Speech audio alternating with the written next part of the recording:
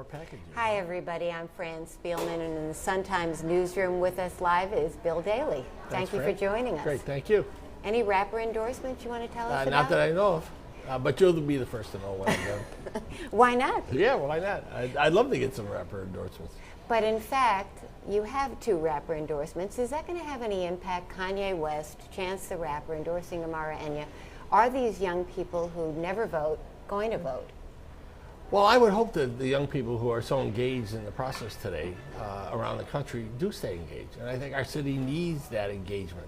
Obviously, I hope to get a lot of engagement from young people for my candidacy.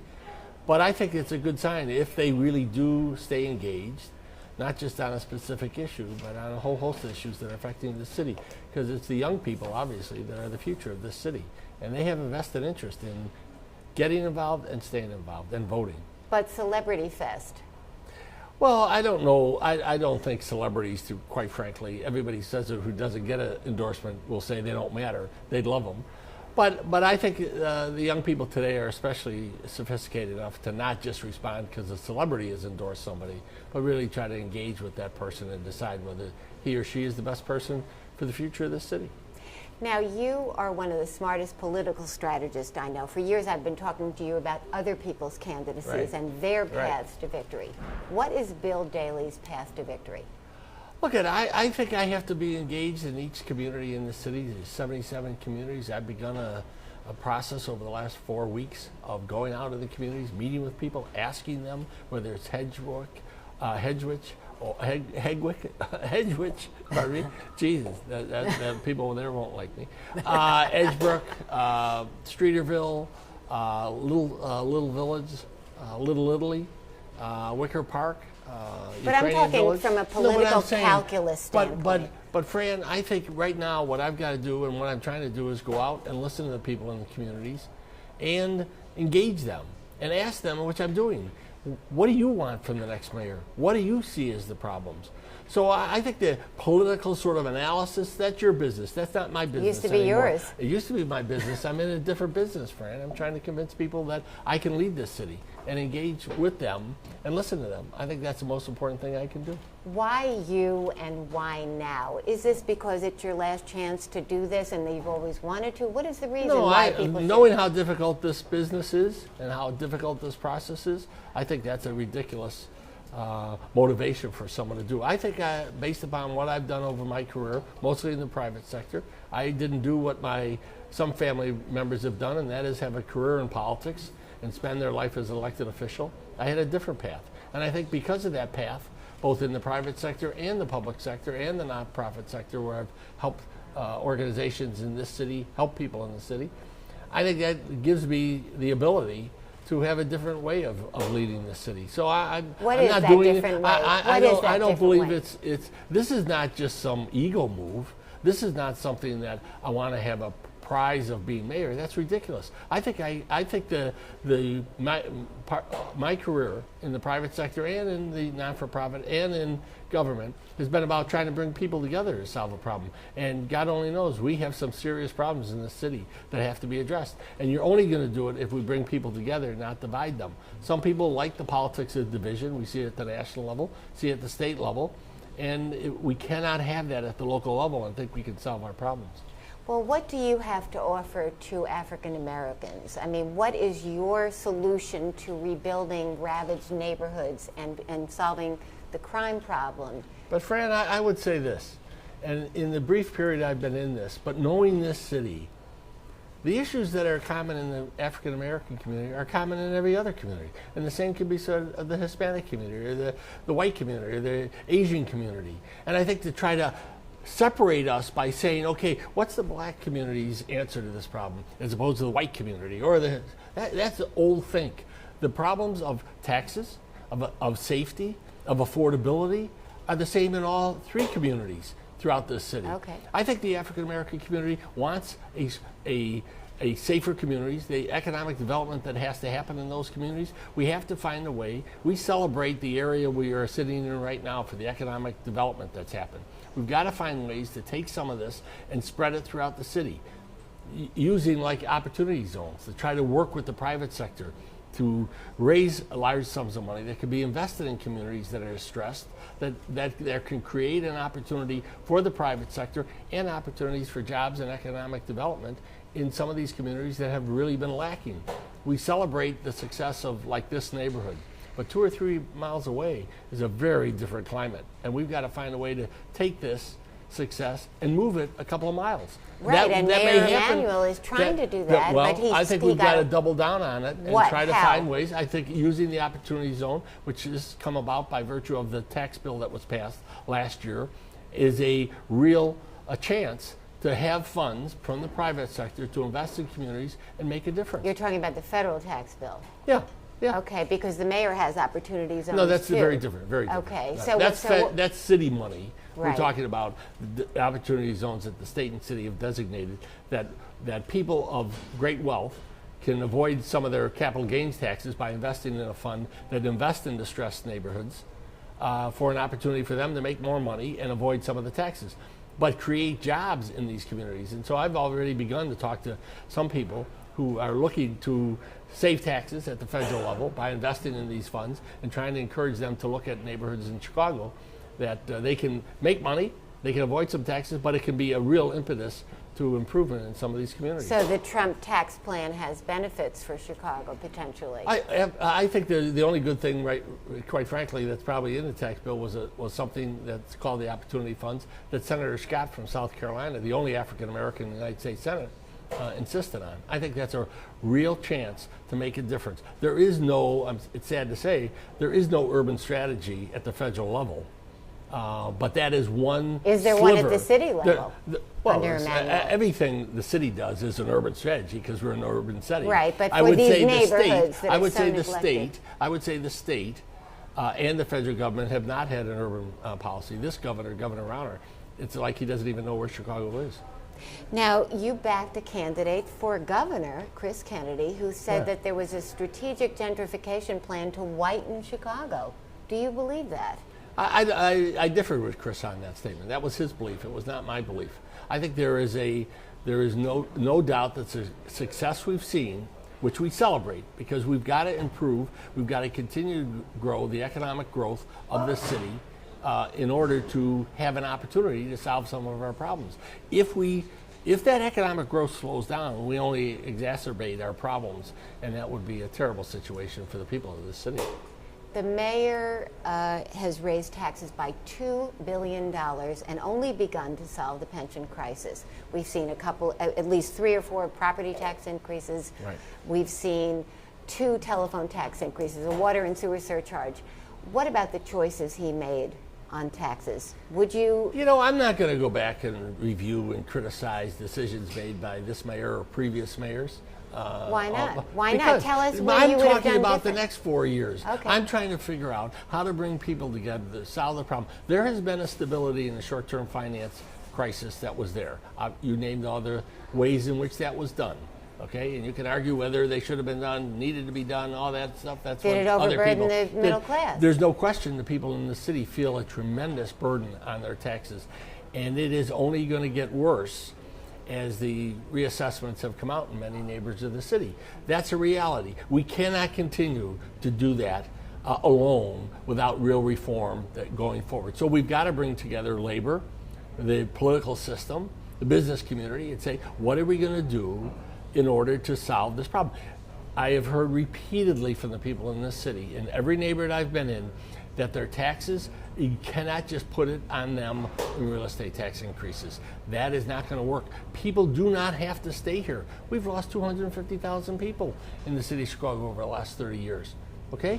Most of them African American. Most of them are middle class African Americans. We've got to bring their kids back. Why did they leave? I think there's a whole host of reasons. The schools, they're improving, but they weren't strong enough.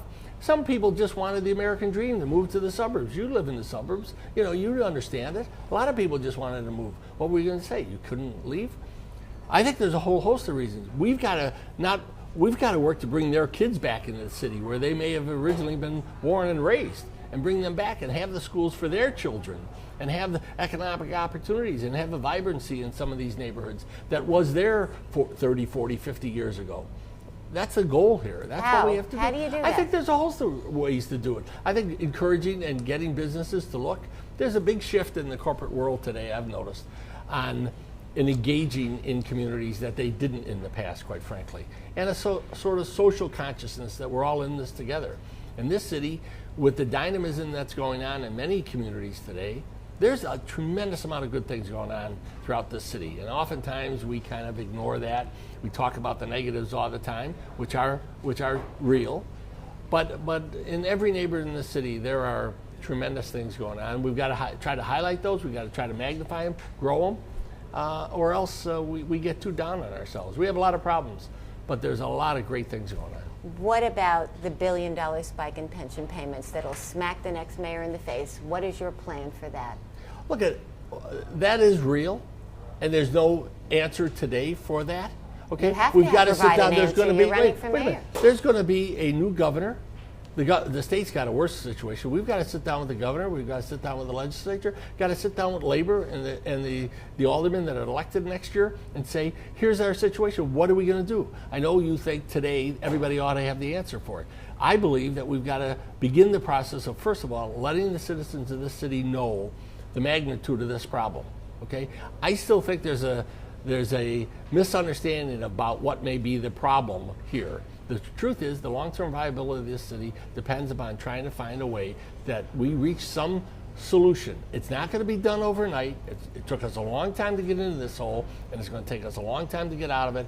But we've got to find a way that gives some light at the end of the tunnel. And there's lots of options that'll be thrown out, and everyone's going to throw out some revenue options. Why don't you throw out a few? Because I'm not prepared at this time to give you the entire package. I think we've got to listen to people. We've got to go out and educate people as to the difficulties of this.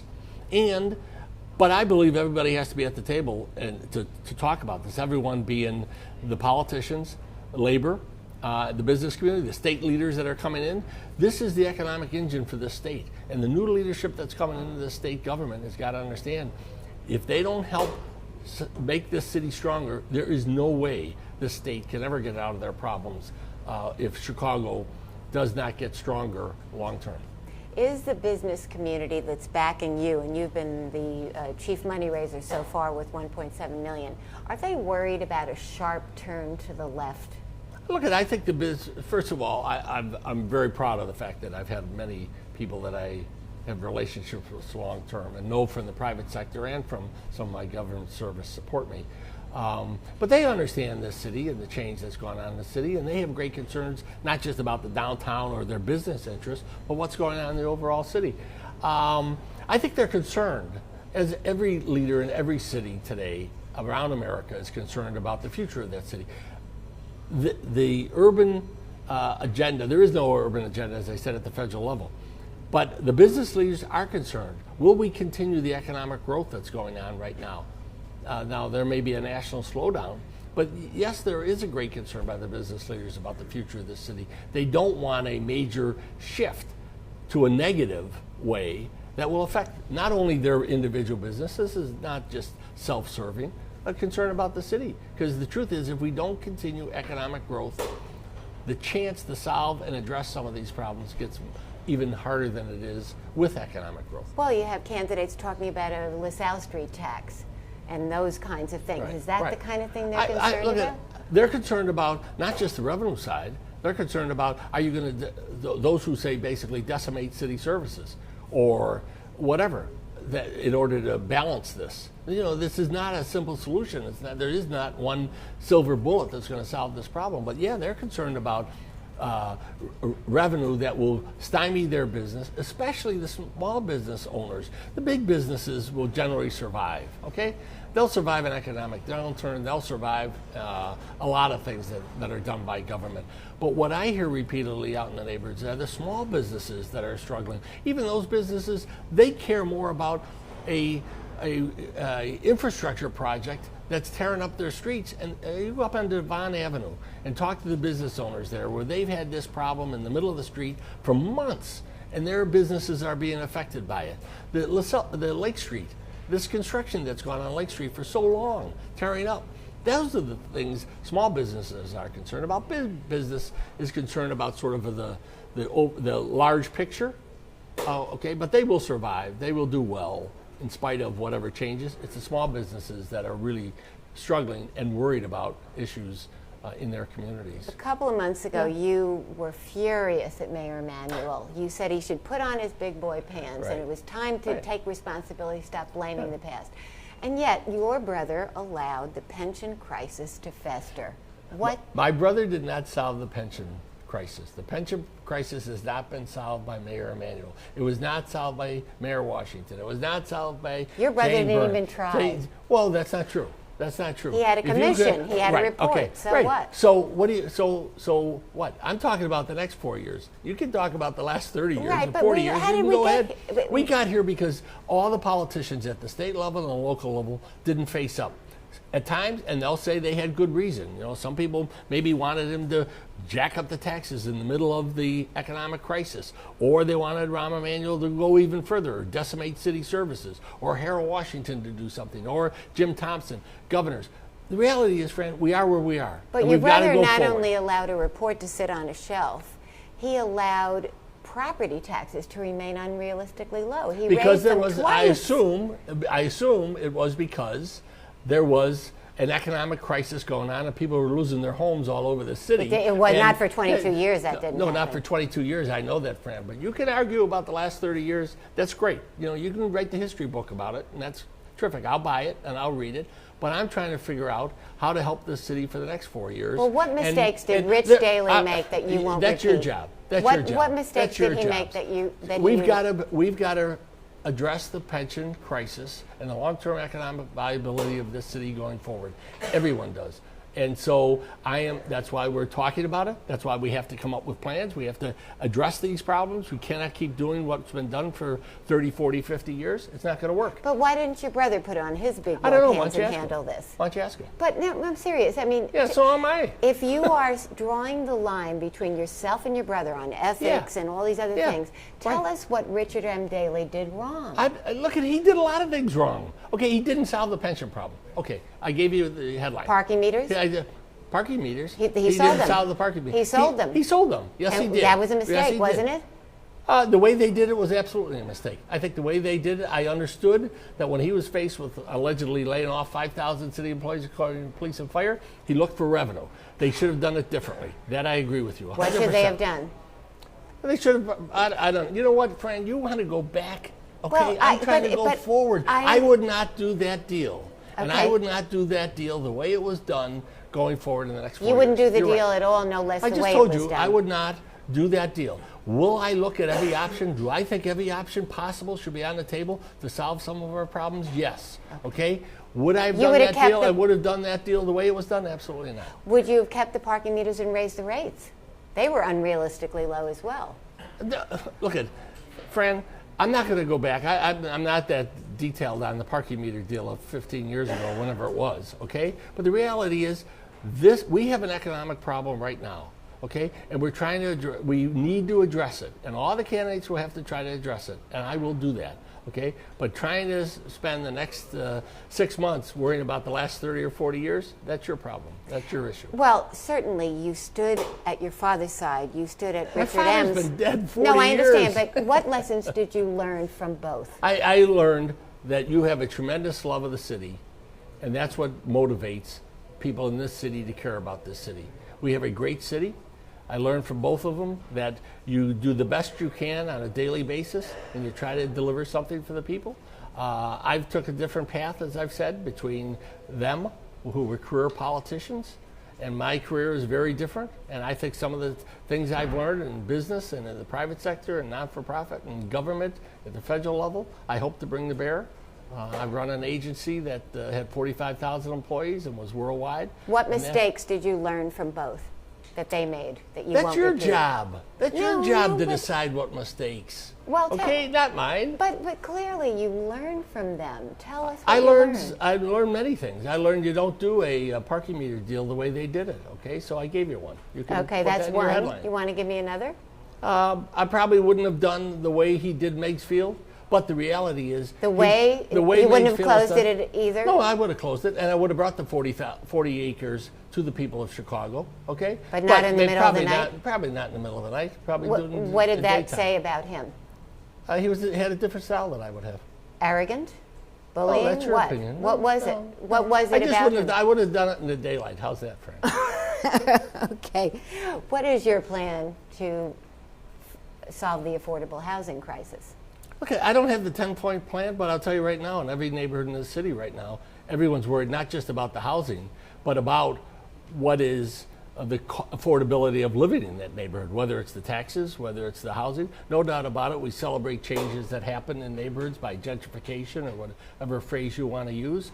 But the fact is also that people do benefit from that. If you've lived in a home for many years and suddenly it's worth a lot more and someone's going to pay you a lot more, you're not going to tell people you can't sell that home because someone's going to pay you a lot of money, and you may want a retirement, or you may have a illness that you'd like to get that money in order to pay. Now that has an impact on that neighborhood. You see it in Pilsen, you see it in a whole bunch of neighborhoods. But there's not a neighborhood in this city right now that people aren't concerned about the affordability, mostly about taxes. Would you remove aldermanic prerogative that has had aldermen have the ability to stop projects like that? I think right now, we've got to review that and decide whether or not that prerogative is the right thing to do going forward. Now, you don't think so? I'm not in absolute agreement that we ought to continue that. Why not?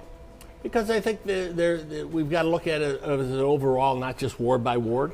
We've got to look at the citywide and make that decision. And so the fiefdoms, the zoning fiefdoms, should end. No, that's your opinion. Well, I'm saying we ought to review it. I said we should review it for affordable housing. For affordable housing. We ought to take a look at it and because decide whether or why? not, because we ought to have a citywide vision and a citywide program and not just do ward by ward. You've talked about term limits for the mayor, and that's easy for you to say because you're 70 and you're not going to serve more than 2 terms anyway, right? I think the city council ought to enact it for mayor, whether they're 70 or 30 or 12. Okay, but the city council also should have term limits, maybe I think a little more. I think what about cutting the size of the city council? Mayor Emanuel talked about that, cutting it in half. Talked about it for 100 years, basically, or not 100 What about years. it? Why not? I don't know whether, the question is, what's that going to solve? Just having too many aldermen sitting in a room? Money, money, cost? I don't think it's the money and the cost. I think what you've got to make a decision is whether or not that's really going to make this city more effective or efficient, okay? I think spending a lot of time worrying about changing the charters to the size of the city council, I think we'd be better off if the city council had term limits, if the mayor had term limits, enacted, not self-enacted as I'm doing, but statutorily changed. Pat Quinn's got his proposal. It may get on the ballot. You can be assured if it's on the ballot, it will pass, and I think that'd be a good thing. And if it was on the ballot that the city council had term limits, it would pass overwhelmingly because the public believes in it. Would Ed Burke be your finance chairman? Well, he's the finance chairman of the city council. Yes. Would he be the finance chairman he has to be in picked your by administration? them. I know that. Let's see if he wins. Okay. I do think that. Do you think he's in term danger? limits, is he in danger?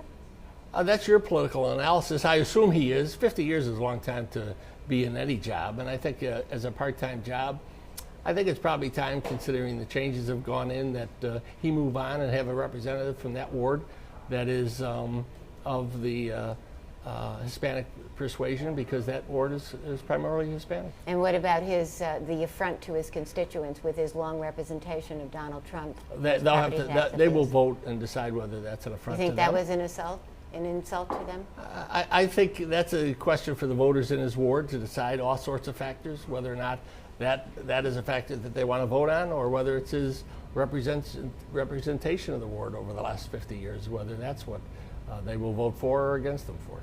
The ethics plan has the feel of don't do what we used to do. Your brother, under his administration, your family members benefited greatly. Daly and George benefited greatly. Nephews and nieces and all these things. How do you convince people that you're really going to draw the line of the way it used to be? Well, I think if you look at the proposals, that are specific about things, that's what I can do. I can tell people what Bill Daley's about. You can waste your time worrying about the last 30, 40, 50, 60 years. Well, was that's that fine. wrong? Tell us about what you think I of believe what there went should on. be term limits today. I believe that the lobbyists should not be giving contributions. I know what you that believe, but I'm asking you what you think of what Fran, happened that's your before. job. That's your job to look back. I'm don't looking you- forward. I don't think the public cares to engage in a process about the last 30 or 40 I think years. they need to hear from you because They're there are hearing people. from me what I believe and what I believe But going there are people forward. who won't believe you because they'll say, they'll well, the have to make Daley that- years They'll were have to full of make that. that judgment. But I never heard a Daley before say there ought to be term limits. I never heard a Daley before say these things. So that's a judgment people could make about me versus some other Daley. I'm extremely proud of my brother and my father's service to the city and who they were, more importantly, as individuals and as people. Of course, Okay? but there are things that they did that you wouldn't do. I laid out a bunch of them to you and to the public So why yesterday. didn't you tell them at the time that it was the wrong thing to do? Because I wasn't running for mayor at the time. Well, that's true. Yeah. That's true, but Right. I mean, if you really thought it was so wrong, you should have told them. Fran, they were the candidates. Rich was the candidate for 20 years, 30 years. It wasn't my job to tell him what he believed. I'm telling you what I believe. Okay? And there's a big difference between me and my brother, as every family has differences between their brothers. Did you and who tell them they at are. the time? Whether what I told them publicly or privately was my business. Okay. The mayor's wrapping up the hiring of 1,000 cops. Is that enough? Probably not. It is not. Probably not. Why not? We look at the crime situation in our city. Look at the stress that's on the police department right now and the greater stress that's going to come with the needed more training that has to take place. And the consent probably decree. the consent decree, which will require more training and the cost of that. So my sense is that we probably obviously need the 1,000 and probably need some more. Can we afford it? I don't know. I think there's been a concerted effort on using technology, and I think that's been good. And we probably need have to another double 1,000? down. Do we need we another probably 1,000? have to double down on even more. I don't think we could afford 1,000 on top of the 1,000 right now, unless someone has a game plan to how to pay for that and how to afford that. But so I think using technologies that are used in other parts of the world may be more helpful than trying to hire in 2,000 more cops and police officers instead of 1,000. Are you But worried? the bottom line right now is we've got to show greater support for the men and women in the police department who are doing a tremendous job. And I know for a fact, because I've talked to many of them, they feel that the political leadership is not standing behind them and the community's out. Now, Are they right? there are many communities that aren't because of the problems that have occurred between the police department and primarily communities of color. And we've got to work at trying to figure out a way to get that solved. It will take a long time. Much of that will hopefully be affected by the consent decree and the leadership in the police department. But the bottom line is that is a long-term solution. 10 people were shot in the city of Chicago on Wednesday. Where's the outrage? Does anyone really care? If that had happened and somebody had said that person, the suspect of that person was a Middle Easterner, you'd have the entire federal government in Illinois, in Chicago, trying to catch those suspects or that suspect. We move on. It was 10. Last weekend was 27 people shot, 8 people killed. Where's the outrage? Where's the candidates where's the governor right now? What are people saying about this, what's happening in our streets? There isn't the outrage that I think has to be there from the communities and from the political system on what's going on the streets of Chicago today. Are you worried about the impact of the consent decree, the Laquan McDonald verdict, and the overall lack of support for police? Are you worried that they will lay back even further? Yeah. What are you worried about there? I'm worried that the police department, the men and women who go out every day to protect us, that is their job, okay? They don't go out to do wrong. They go out to try to help us and protect us. Now, there are bad actors. We've seen that. And they have to be punished by the system. And it has happened, okay? But we cannot just focus on that. We have to focus on the fact that there are people out there who are doing crimes day in and day out. We've got to find a different way to try to figure out how But to what are you approach worried about their Well- reaction? What are you worried will happen? What you've speculated on, and lots of other people, that the police department, I think they're doing a great job. We took 8,000 guns off people last year.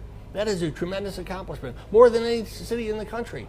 But there is a feeling out there amongst police officers, and I've heard it from police officers who are doing the job every single day, that there isn't the support for them right now. And look at nationally, I know they feel that, and in many places for good reason, okay? But I think it's time right now, when you see what's going on seemingly every single day in communities in the city on the shootings, that we get a much more concerted effort to not only support the police when they're, and point out when they make mistakes, but have a game plan at the state level. Where's the outrage in the legislature for some action on crime? Nothing. Did we pass a crime bill last year in Springfield that was meaningful? No, not that I know, and Democrats control it. How would you change the police contract? Well, I'll deal with that when I'm mayor. Well, but I mean, would you seek changes to make discipline easier? Sure. How? Do you have any? I just told you that through negotiations, we will approach that. There has to be, and I can think the consent decree will in many ways affect that. But I think there has to be, for the policemen and policewomen's protection, a speedier process, and for the confidence that we have to deliver of the communities in the city about the police officers, we have to have a quicker way to deal with actions, and they have to be protected, and they have to have some understanding that things aren't going to linger for months, if not years, through a process that they've had some black mark on them. That's a terrible situation for them. You say, Ed Burke, it's time for a change there. Is it time that Mike Madigan call it quits as well? I don't live in his district. I'm not going to be governor of the state. That's up to the voters in his district. Do you like the way he handled everything down there with the sexual harassment allegations? Look, I'm not going to get into what's going on in Springfield right now, other than say that we need a new governor, and hopefully we're going to have one in 10 days from now. How much turnover will we see in the city council, do you think? The voters are angry. They're furious. Absolutely. I don't think there's many aldermen who are incumbents who are not going to be challenged.